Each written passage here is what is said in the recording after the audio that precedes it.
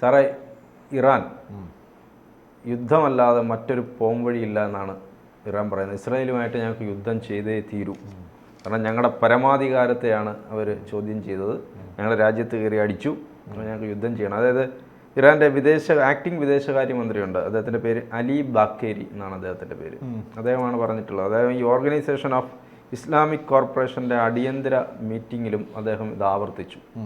ഇസ്രായേലുമായി ഞങ്ങൾക്ക് യുദ്ധം ചെയ്യണം, യുദ്ധമാണ് പോംവഴി. ആ മേഖലയിൽ സമാധാനം ഉണ്ടാകണമെങ്കിൽ ഞങ്ങൾ യുദ്ധം ചെയ്ത് ഇസ്രായേലിനെ ഓടിക്കണം, എങ്കിൽ മാത്രമേ പറ്റുള്ളൂ എന്നാണ് ഇറാൻ പറയുന്നത്. ഈ ബക്കേരി ബാക്കി ഉണ്ടാവുമോ യുദ്ധം കഴിഞ്ഞ്? അല്ല, അത് പറഞ്ഞപ്പോൾ ഒരു ചെറിയ പുഞ്ചിരി വന്നതാണ് ഞാൻ നോക്കിയത്. അല്ല അലി ബക്കേരി എന്നിട്ടല്ലേ പറഞ്ഞത്? അതെ, ഈ ബക്കറ്റ് ബാക്കി ഉണ്ടാവുമോ? അതാണ് നമ്മുടെ ചോദ്യം. അതാണ് ഇതിൻ്റെ ഒരു പ്രശ്നം. ഇവർക്ക് ബേസിക്കലി ഇസ്രായേൽ ഒരു ബോർഡർ ഇല്ല. ഇല്ല. അപ്പോൾ എന്തില്ല, അപ്പോൾ ഇവർ എങ്ങനെ യുദ്ധം ചെയ്യുന്ന പറയുന്നത്? മറ്റു രാജ്യങ്ങളെ സഹായം വേണ്ടേ കരസൈന്യത്തെ അയക്കണമെങ്കിൽ? പിന്നെ നാളെ അയച്ചതുപോലെ 6 മണിക്കൂർ വൈകി ഓടുന്ന വണ്ടികൾ അയക്കണം ആകാശത്തോടെ. അതായത് മോൻ അവിടെ വെച്ച് തന്നെ പൊട്ടിക്കും. പിന്നെന്ത് ചെയ്യും? പിന്നെ ടെററിസ്റ്റുകളെ ഉപയോഗിച്ച് ഇറാനിൽ ഹമാസിനെ ഉപയോഗിച്ച് പൊട്ടിക്കണം, അല്ലെങ്കിൽ ഹിസ്ബുള്ളിനെ ഉപയോഗിച്ച് പൊട്ടിക്കണം. അതിപ്പോൾ നടന്നുകൊണ്ടിരിക്കുന്നുണ്ട്, യുദ്ധം ഓൾറെഡി നടന്നുകൊണ്ടിരിക്കുന്നുണ്ട്. ഹൂതികളെ ഇവരധികം കളിക്കാതിരിക്കുന്നതാണ് ഇവർക്ക് നല്ലത്. കാരണം ഇവർ അത്യാവശ്യം ശക്തമായൊരു ഫോഴ്സാണ്. പക്ഷേ ഇസ്രായേലിനോട് പൊട്ടാനുള്ള ഫോഴ്സൊന്നും അവരായില്ല. ഇസ്രായേലിൻ്റെ വാർ വേറെ ലെവലിലാണ്. കാരണം അവർ ഇലക്ട്രോണിക്സ് സംവിധാനം ഉപയോഗിച്ചുള്ള യുദ്ധമാണ്, കമ്പ്യൂട്ടറൊക്കെ ഉപയോഗിച്ചുകൊണ്ടുള്ള AI ടെക്നോളജിയൊക്കെ ഉപയോഗിച്ചുകൊണ്ടുള്ള യുദ്ധമാണ്. അപ്പോൾ ആ യുദ്ധത്തിൽ ഇവർക്ക് പിടിച്ചിക്കാൻ പറ്റില്ലെന്ന്. അവർ ന്യൂക്ലിയർ പവറാണ്. അവർ വെറുതെ കയറി തോണ്ടി അവരത് ഇടും, അവർക്ക് അതിന് മടിയൊന്നുമില്ല. സൗദി അറേബ്യയൊക്കെ രഹസ്യം സപ്പോർട്ടും ചെയ്യും. സൗദി അറേബ്യ വിമാനം റഷ്യയാണെന്ന് ആഗ്രഹിക്കുന്ന ആളുകളാണ്. അമേരിക്കയ്ക്ക് വിമാനം കണ്ണെടുത്ത് കണ്ടുകൂടാ. ആകപ്പാടെ റഷ്യ ഈ കാര്യത്തിൽ വലിഞ്ഞു കളയും. ഒരു യുദ്ധം വന്നാൽ റഷ്യ വലിയും. കാരണം ഈ റഷ്യനെങ്കിലും പൈസ ഇല്ലല്ലോ. ഇസ്രായേലിൽ വിചാരിച്ചു കഴിഞ്ഞാൽ റഷ്യനൊക്കെ എളുപ്പം പൊട്ടിക്കാൻ പറ്റും. ഇസ്രായേലിൽ എല്ലാ സ്ഥലത്തും ചെയ്തത് അവർ പോയി പൈസ ഇറക്കി പർച്ചേസ് ചെയ്ത് വെച്ചിരിക്കുകയാണ്. ശരി, വിലയ്ക്ക് മേടിച്ച് വെച്ചിരിക്കുകയാണ്. അത് ഏത് സ്ട്രിങ് വലിക്കണം എന്ന് അവരങ്ങ് തീരുമാനിച്ചാൽ മതി. ജൂതന്മാരാണ് ഇപ്പം സത്യത്തിൽ ലോകം ഭരിക്കുന്ന ജൂതന്മാരാണ്. അവർ ആധുനിക ലോകം അവരുടെ ക്രിയേഷനാണ്. മധ്യകാലഘട്ടത്തിൽ ഈ രാജാക്കന്മാരൊക്കെ യുദ്ധം ചെയ്ത് പരസ്പരം നശിച്ചപ്പോൾ അവർ കേസ് നടത്താനും യുദ്ധം ചെയ്യാനും പൈസ കൊടുത്ത് ഇവർ സ്വാതന്ത്ര്യം വിലക്ക് മേടിച്ചു. ജൂതന്മാർക്ക് അവകാശങ്ങളൊന്നും ഉണ്ടായിരുന്നില്ലല്ലോ. എന്നിട്ട് അവർ ഈ ആധുനിക ലോകമായിട്ട് ബന്ധപ്പെട്ട പ്രധാനപ്പെട്ട സിദ്ധാന്തങ്ങൾ കൊണ്ടുവന്ന മഹാഭൂരിപക്ഷം ജൂതന്മാരാണ്. ഇപ്പോൾ കാൾ മാർക്സ് ജൂതനാണ്, അയാളല്ല മാർക്സിസം കൊണ്ടുവന്നത്. ഇത് ഞാൻ പറഞ്ഞ ഹിറ്റ്ലർ പറഞ്ഞതാണ്. കാൾ മാർക്സ് ജൂതനാണ്, ഫ്രോയിഡ് ജൂതനാണ്. അങ്ങനെ നിങ്ങൾ നോക്കി പ്രധാനപ്പെട്ട പല ചിന്താഗതിയും കൊണ്ടുവന്ന ആളുകൾ ജൂത പാരമ്പര്യത്തിൽ വന്നവരായിരിക്കും. അപ്പോൾ അവർക്ക് സ്വന്തമായിട്ട് ഈ ഹിറ്റ്ലർ പറയുന്നത് എന്താ പറയുമോ, ജൂതന്മാർക്ക് സ്വന്തമായ രാജ്യമില്ല.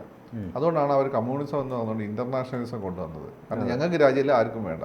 വാല് പോകുന്ന കോക്ക എല്ലാ കോക്കനെയും വാല് പോകും. ഈ ഹിറ്റ്ലർ നമ്മൾ കളിയാക്കി ചിരിക്കുമ്പോൾ ഹിറ്റ്ലർ പറഞ്ഞു വെച്ചാൽ ഒരുപാട് സാധനങ്ങളുണ്ട്. കൃത്യമായി നമ്മൾ നോക്കുമ്പോൾ ചിലപ്പോൾ ശരിയല്ലെന്ന് തോന്നുകയും ചെയ്യും. അപ്പം ഹിറ്റ്ലറിനെ ആരും വായിക്കാത്തതുകൊണ്ടാണ്. വായിച്ചു കഴിഞ്ഞാൽ വലിയ പ്രശ്നമാണ്. പക്ഷേ നമ്മൾ പഠിക്കാൻ വേണ്ടി വായിക്കണമെന്ന് ഞാൻ പറയും. ഞാൻ മെയിൻ കാഫ് പലതവണ വായിച്ചിട്ടുണ്ട്, ഇത് വായിച്ചിട്ടുണ്ട്, മുസോളിനിയും വായിച്ചിട്ടുണ്ട്. നമ്മളെല്ലാം വായിക്കാതെ വിമർശിക്കുന്ന ടൈപ്പല്ലല്ലോ. അപ്പം ഇവരെ സംബന്ധിച്ചിടത്തോളം അപ്പോൾ ആ രീതിയിൽ ഇന്നത്തെ ഈ കാണുന്ന ലോകമുണ്ടല്ലോ, ഇന്നത്തെ ഷെയർ മാർക്കറ്റ്, പിന്നെ അതുപോലെ ഇന്നത്തെ യൂണിവേഴ്സിറ്റികൾ, ഇതെല്ലാം ഇവരുണ്ടാക്കി വെച്ചിരിക്കുന്നതാണ്. എല്ലായിടത്തും ഇവരെ ഫണ്ടും പോകുന്നുണ്ട്. ഇവർ അങ്ങേയറ്റം ശത്രുവായ രാജ്യത്ത് പോലും ഇവരുടെ ചാര സംവിധാനം വർക്ക് ചെയ്യുന്നുണ്ട്. For example Iran. ഈ ഹനി എങ്ങനെ കൊല്ലപ്പെട്ടത്, അവിടുത്തെ പ്രസിഡന്റ് എങ്ങനെ കൊല്ലപ്പെട്ടത്. അപ്പോൾ അവിടെയൊക്കെ അവരുടെ സംവിധാനം വർക്ക് ചെയ്യാണ്. പിന്നെ അവരെന്ന് വെച്ചാൽ ഇന്ത്യ പോലെയുള്ള എമേർജ് ചെയ്യുന്ന രാജ്യങ്ങൾ, ചൈനയൊന്നും പരിധി കൂടെ ഇസ്രായേലിനെതിരെ കളിക്കില്ല. അവർ ഉള്ളിൽ നിന്ന് പൊട്ടിച്ച് കളിക്കും. കാരണം ചൈന എക്കണോമി ഓപ്പൺ ചെയ്ത് കൊടുത്ത സമയത്ത് ഇഷ്ടംപോലെ യൂതപ്പണം അവിടെ കയറിയിട്ടുണ്ട്. ഇവർ ലോകത്തെ എല്ലാ ഭാഗത്തും 1-2 വർഷമല്ല, ഏതാണ് 2000 വർഷം പോലെ അലഞ്ഞു തിരിഞ്ഞ ആളുകളാണ്. നല്ല കച്ചവടക്കാർ. അപ്പോൾ ലോകത്തിൻ്റെ മുക്കും മൂലയും ഇവർക്ക് അറിയാം. അവിടെയൊക്കെ അവർ പല സ്ഥലത്തും ഇസ്രായേലിലേക്ക് പോയി അവിടെ ഇവർ സ്റ്റൂജിണ്ട്. കൊച്ചിയിൽ പോയി നോക്കിയാൽ അവിടെ മൊസാദിൻ്റെ ആളുകളെ കാണാം. കൊച്ചിയിൽ നിങ്ങളിപ്പോൾ ഡ്രഗ് മാഫിയൻ്റെ ഉള്ളിൽ, സിനിമേൻ്റെ ഉള്ളിൽ വരെ ഒരാളുണ്ടാവും. അപ്പം അങ്ങനെ ഒരു രാജ്യത്തിനോടാണ് ഇവർ കളിക്കുന്നത്. അതെ. അല്ല, ഇതിനകത്ത് പറയുന്നത് UN സെക്യൂരിറ്റി കൗൺസിൽ ഇടപെടണം എന്നാണ് ഈ അലി ബക്കേരി പറയുന്നത്. UN സെക്യൂരിറ്റി കൗൺസിൽ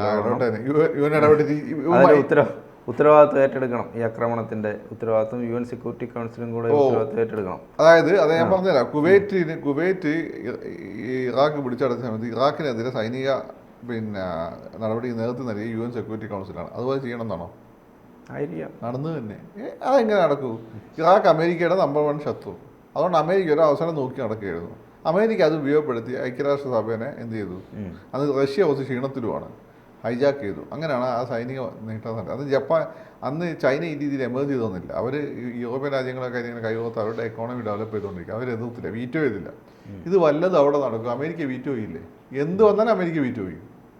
പിന്നെ എന്ത് ചെയ്യാൻ പറ്റും? അമേരിക്കയെക്കുറിച്ച് പറഞ്ഞിട്ടുണ്ട് അദ്ദേഹം പറയുന്നത് ഈ ആക്രമണത്തിൽ ഇസ്രായേലിൻ്റെ സുഹൃത്ത് രാജ്യമാണ് അമേരിക്ക, US. അപ്പോൾ US-ൻ്റെ പിന്നെ ഒരു പങ്കാളിത്തം കൂടെ ഹനിയ വധത്തിലുണ്ട്, സഹായിക്കുന്നുണ്ട്. അപ്പം US-ൻ്റെ പങ്ക് വിസ്മരിക്കരുത് എന്ന് അദ്ദേഹം പറയുന്നത്. US-ൻ്റെ പങ്ക് വിസ്മരിക്കരുത്, ഞങ്ങൾ US-നെതിരെ യുദ്ധം ചെയ്യും എന്ന് വിസ്മരിക്കുന്നില്ല. ഞങ്ങൾ US-നെ അറ്റാക്ക് ചെയ്യുന്നൊക്കെ വേണമെങ്കിൽ പറഞ്ഞൂടെ?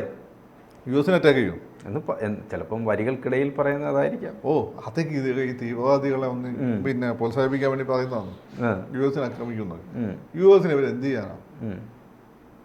US-ൻ്റെ 2 സ്ക്വാഡ്രൺ B-52 വിമാനങ്ങൾ അങ്ങോട്ടും ഇങ്ങോട്ടും വന്നാൽ ലോകം തന്നെ B-52 വിമാനങ്ങളിൽ ഇപ്പോൾ ഓൾറെഡി അവർ ഫിറ്റ് ചെയ്ത് വെച്ചിരിക്കുന്ന ആറ്റം ബോംബുകൾ ഉപയോഗിച്ച് ലോകം തന്നെ ഒടിഞ്ഞു പോകും. അവർക്കൊരു ഒറ്റ പിന്നെ എന്ത് മതി, ഫോർഡ് ക്ലാസ് പെട്ട ഒറ്റ വിമാനവാഹിനി കപ്പൽ മതി മൊത്തം ആ രാജ്യത്ത് തീർക്കാൻ, ഇറാനെ തീർക്കാൻ. ഇത് വെറുതെ ഈ തീവ്രവാദികളും ഈ തീവ്രവാദികളുടെ സാധനങ്ങൾ പിന്നെ പ്രചരിപ്പിക്കുന്ന പത്രക്കാരും അവരെ പ്രചരിപ്പിക്കുന്ന യൂട്യൂബുകാരും അത് വായിക്കുന്ന ആളുകളെ സന്തോഷിപ്പിക്കാൻ വേണ്ടി ചെയ്യുന്നതാണ്. ഒരു ചുക്കും നടക്കാൻ പോകുന്നില്ല. അങ്ങനെ ചെയ്താലേ കാറ്റോസ്ട്രോഫിക് ആയിരിക്കും.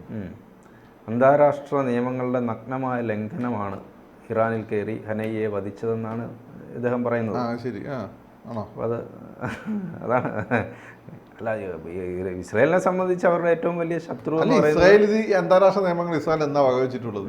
UN-ൽ എത്ര പ്രമേയം വന്നു? അത് ശരിയാണ്, നമ്മളത് പറയുമ്പോൾ അതും പറയണം. അല്ല, ഒരു കാര്യം ചെയ്യും, UN-ൽ ഇപ്പൊ ഇന്ത്യയാണ് ഇങ്ങനെ UN പ്രമേയങ്ങൾ നിരന്തരമായിട്ട് പിന്നെ നിഷേധിച്ചിരുന്നത്. ലോകത്ത് ഇപ്പൊ ഇന്ത്യ ഒറ്റപ്പെട്ടു പോയിരുന്നു. ഇസ്രായേൽ എവിടെ ഒറ്റപ്പെട്ടത്?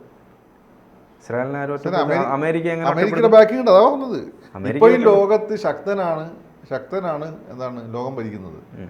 അപ്പോൾ ഇസ്രായേൽ ഇത്രയും കാലമായിട്ട് UN-ന്റെ മഹാഭൂരിപക്ഷ നിർദ്ദേശങ്ങളും കാറ്റിപ്പുറത്തിയ ആളുകളാണ്. ഈ UN നിർദ്ദേശങ്ങൾ ലംഘിച്ചു വന്നതിന് ഇറാഖിനെ സദ്ദാം ഹുസൈൻ 2ാമത് കയറിയടിച്ചത്.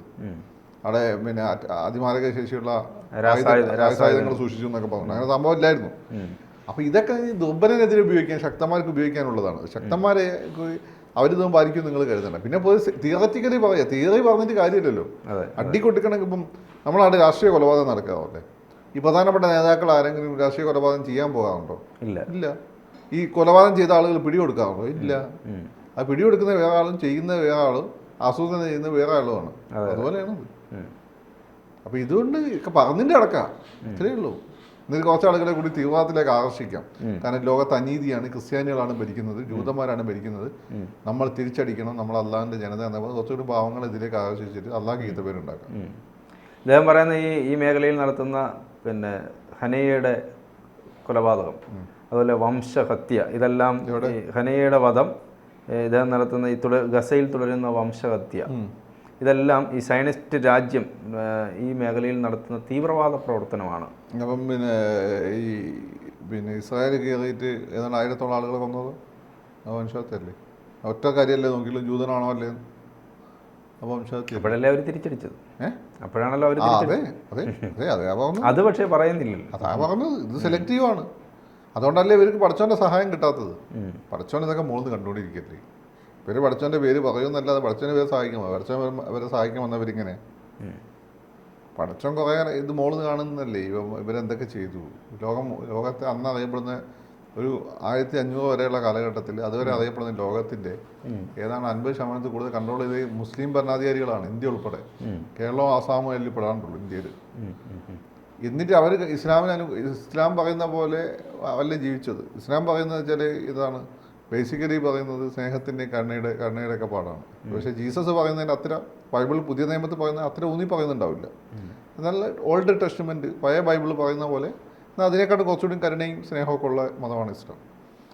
അപ്പോൾ അത് കാണിക്കാത്തതുകൊണ്ടായിരിക്കും പഠിച്ചവൻ അവസാനം കൈവിട്ടത്. അതുകൊണ്ട് പഠിച്ചവൻ ഇപ്പം മുസ്ലിംസിൽ വളരെ സെലക്റ്റീവായിട്ടുള്ള ഒരു സൂഫി ലൈനിലുള്ള ആളുകളെക്കാണ് പഠിച്ചവൻ സപ്പോർട്ട് ചെയ്യുന്നത്. അവർക്കൊന്നും പ്രശ്നമില്ലല്ലോ. അബ്ദുൽ കലാമിന് പ്രശ്നമില്ലല്ലോ. അത് ഇന്ത്യയിലെ രാഷ്ട്രപതിയായില്ലേ? ഇത് ഗുജറാത്ത് കലാപം കഴിഞ്ഞുകൊണ്ടല്ലോ.